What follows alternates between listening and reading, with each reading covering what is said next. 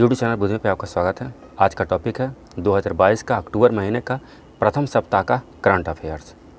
और करंट ये एपिसोड है जो खास करके तो 68वीं बीपीएससी के लिए शुरू किया गया है, क्योंकि 68वीं बीपीएससी में डायरेक्ट 30 क्वेश्चन यहाँ से पूछता है।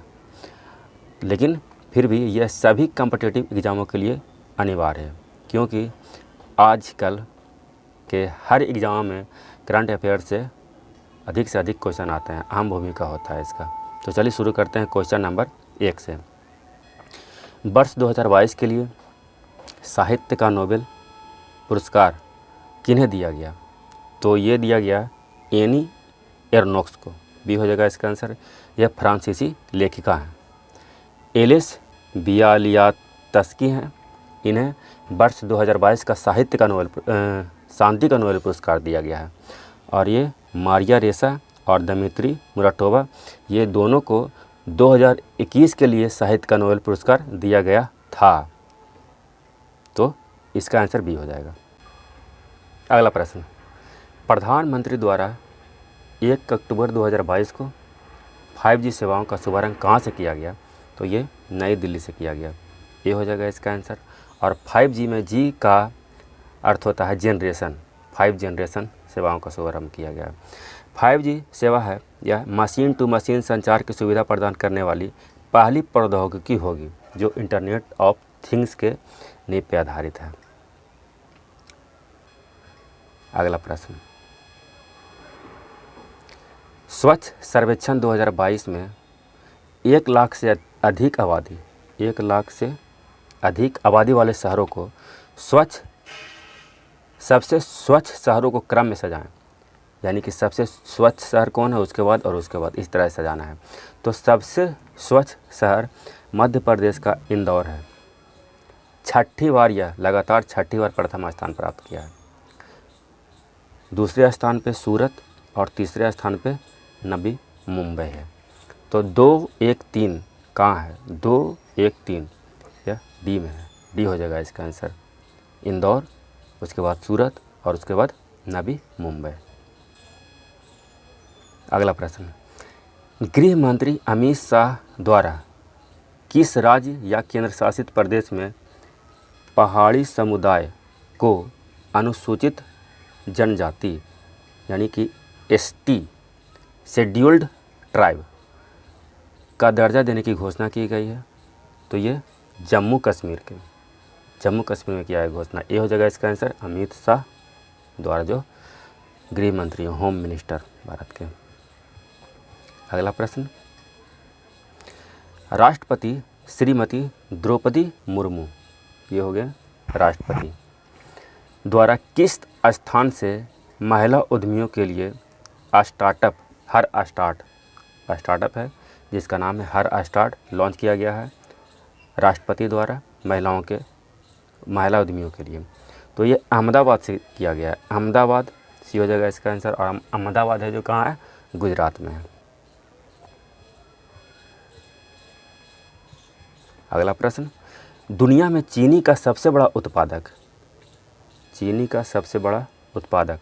और दूसरा सबसे बड़ा निर्यातक देश कौन बन गया है? तो देखिए, पहले तो चीनी का सबसे बड़ा उत्पादक ब्राज़ील था, लेकिन 2022 में भारत बन गया है। डी हो जाएगा इसका आंसर, भारत। अगला प्रश्न, डोपिंग उल्लंघन के कारण शिवपाल सिंह को अक्टूबर 2025 तक निलंबित कर दिया गया। यह किस खेल के खिलाड़ी हैं? यह क्या खेलते हैं? तो ये भाला फेंक होगा, यहाँ पे मिस्टेक हो गया। भाला फेंक सी हो जाएगा इसका आंसर। नीरज चोपड़ा भी यही खेलते हैं, जिन्होंने ओलंपिक में गोल्ड मेडल जीता था, नीरज चोपड़ा। अगला प्रश्न, यूनेस्को शांति पुरस्कार 2022 से किन्हें सम्मानित किया गया? यूनेस्को शांति पुरस्कार 2022 ये जर्मनी के चांसलर एंजेला मर्केल, ए हो जाएगा इसका आंसर। ये चांसलर थे, अब नहीं है। अगला प्रश्न, UNCTAD United nation conference on trade and development, full form हो गया अंकटाड का United nation conference on trade and development का गठन 1964 में हुआ था। और इसका मुख्यालय कहाँ है? हाल ही में मंत्री स्तरीय सम्मेलन हुआ था, इसलिए चर्चा में है, इसलिए इसे लिया गया है। तो इसका मुख्यालय है जो जिनेवा में, स्विट्ज़रलैंड में जिनेवा है, भी हो जाएगा इसका आंसर। अगला प्रश्न, हाल ही में भारत के उप चुनाव आयुक्त किन्हें नियुक्त किया गया? उप चुनाव आयुक्त, तो ये नियुक्त किया गया है अजय भादु को, सी हो जाएगा इसका आंसर। अनूप चंद्र पांडे ये भी उप चुनाव आयुक्त हैं। और राजीव कुमार हैं जो 25वें मुख्य चुनाव आयुक्त हैं। मुख्य चुनाव आयुक्त और 2 उप चुनाव आयुक्त होते हैं। तो 2 हो गए अनूप चंद्र पांडे, अजय भादु, और मुख्य चुनाव आयुक्त हो गए राजीव कुमार जो 25वें मुख्य चुनाव आयुक्त हैं। चुनाव आयोग के बारे में थोड़ा जान लीजिए। चुनाव आयोग अनुच्छेद 324 के तहत चुनाव आयोग की व्यवस्था है भारत में। और चुनाव आयोग का कार्य है राष्ट्रपति, उपराष्ट्रपति, लोकसभा और राज्य विधानसभा का चुनाव करवाना।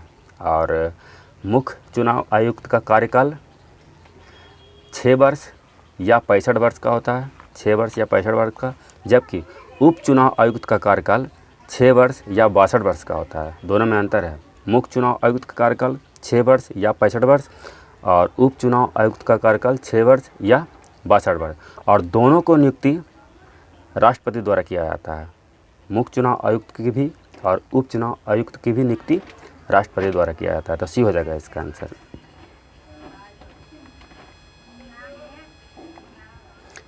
अगला प्रश्न, हाल ही में NPCI यानी कि national payment corporation of India, इसका गठन 2007 में किया गया था। National payment corporation of India द्वारा किस देश में रुपे डेबिट कार्ड शुरू किया जाएगा? रुपे डेबिट कार्ड है जो भारत का अपना डेबिट कार्ड है, तो ये ओमान में शुरू किया जाएगा, ये हो जाएगा इसका आंसर। जबकि सिंगापुर, भूटान, मालदीव, नेपाल ये सब देश में शुरू हो चुका है, वहाँ इसका यूज हो रहा है। अभी हाल ही में ओमान में किया जाएगा, तो ये हो जाएगा इसका आंसर।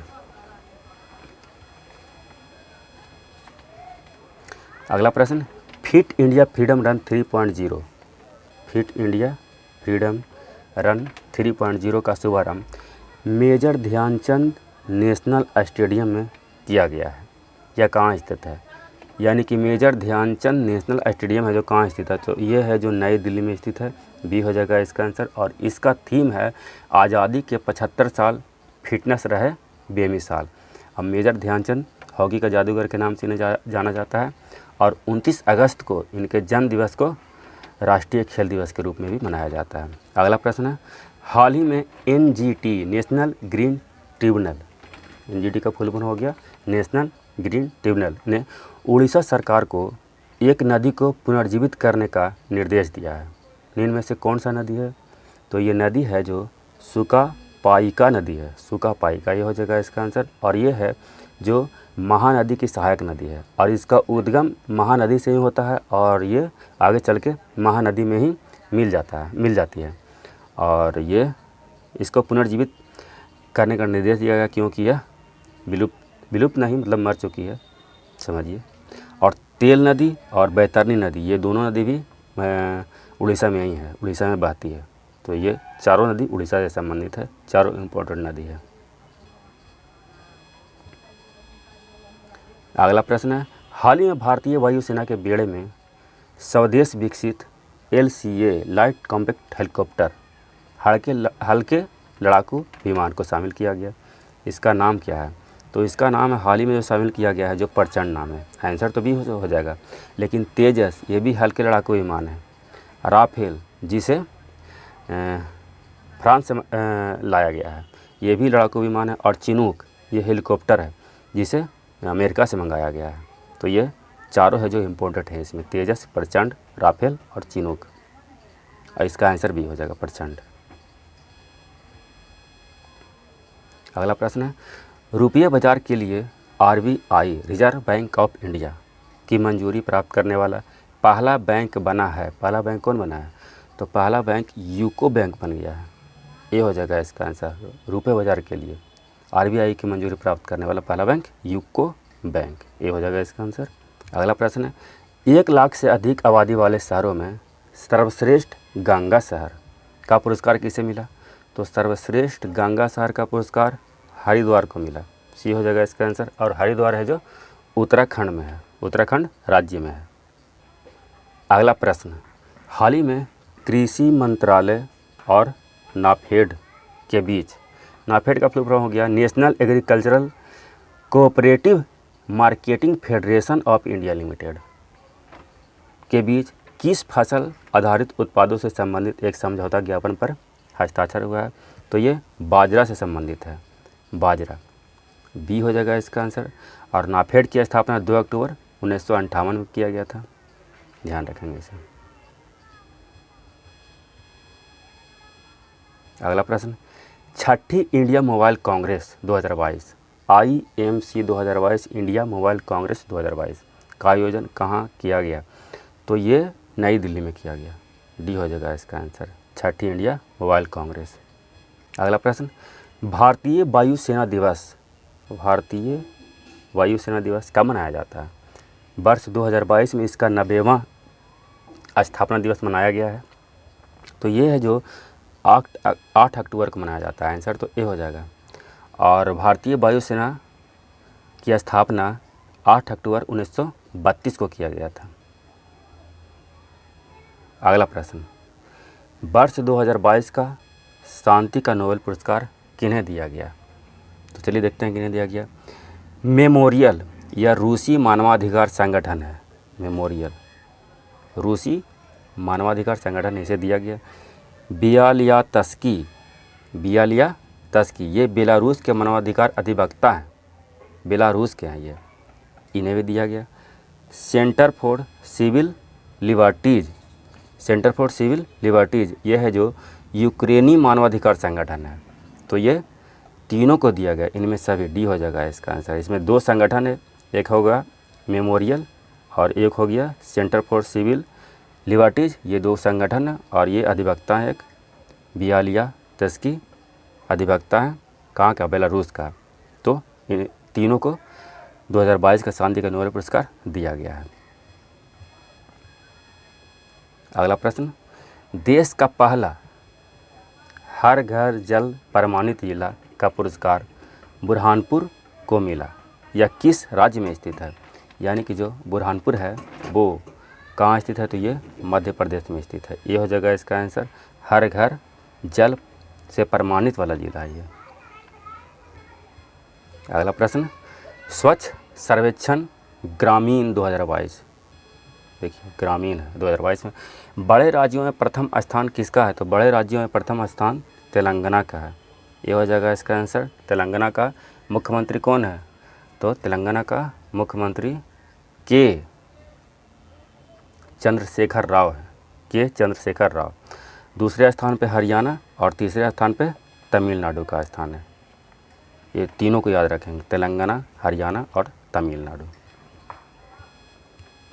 अगला प्रश्न, केंद्रीय पर्यावरण मंत्रालय द्वारा राष्ट्रीय डॉल्फिन दिवस, राष्ट्रीय डॉल्फिन दिवस के रूप में किस तिथि को नामित किया गया है? यानी कि अब राष्ट्रीय डॉल्फिन दिवस भी मनाया जाएगा, किस तारीख को? तो 5 अक्टूबर को मनाया जाएगा उससे, ये हो जाएगा इसका आंसर, 5 अक्टूबर। अगला प्रश्न, ECI election commission of India और AIR ऑल इंडिया रेडियो द्वारा संयुक्त रूप से एक रेडियो श्रृंखला कार्यक्रम का शुभारंभ मतदाता जागरूकता के लिए किया गया है। मतदाता को जागरूक करने के लिए एक कार्यक्रम शुरू किया गया है जो 1 साल चलेगा, 52 एपिसोड होगा इसका। इसका नाम क्या है? तो इसका नाम है मतदाता जंक्शन, बी हो जाएगा इसका आंसर, मतदाता जंक्शन। इंपॉर्टेंट क्वेश्चन है ये। और ये हो गया इस सेट का आखिरी प्रश्न। 7वें स्वच्छ सर्वेक्षण 2022 में सबसे स्वच्छ राज्य कौन है? तो सबसे स्वच्छ राज्य मध्य प्रदेश है, ये हो जाएगा इसका आंसर। और मध्य प्रदेश के बाद 3 और याद कर लेते हैं, छत्तीसगढ़ दूसरे स्थान पे है और महाराष्ट्र तीसरे स्थान पे, कम से कम 3 याद रख सकते हैं। इसका आंसर तो ये हो गया। तो ये कुछ इम्पोर्टेंट क्वेश्चन है अक्टूबर 2022 के प्रथम सप्ताह का। अगर वीडियो पसंद आए तो लाइक, सब्सक्राइब और शेयर करना ना भूलें। जय हिंद।